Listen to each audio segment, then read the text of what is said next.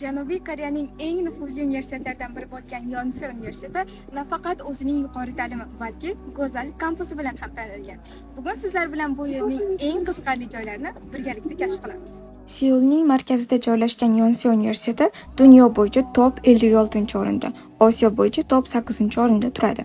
Qolaversa, Koreyadagi Harvard nomi bilan ham mashhur. Yonsei universiteti ko'plab turli sohalarni qamrab olgan bo'lib, bular biznes va iqtisodiyot, muhandislik, tibbiyot, ijtimoiy va gumanitar fanlar, xalqaro tadqiqotlar, huquq, san'at va me'morchilik kabilardir. Yonsei universitetida talabalar uchun barcha imkoniyatlar mavjud.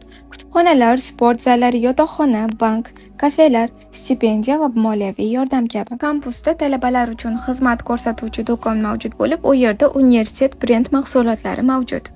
Va eng qizig'i, hattoki itlar uchun ham maxsus Yonsei brendi ostidagi kiyimlar bor ekan. Yonsei universitetiga qanday kirish haqidagi ma'lumotlarni bilish uchun sahifamizga obuna bo'ling va bu videoni Yonseiga o'qishga kirmoqchi bo'lgan do'stlaringizga yuborib qo'ying.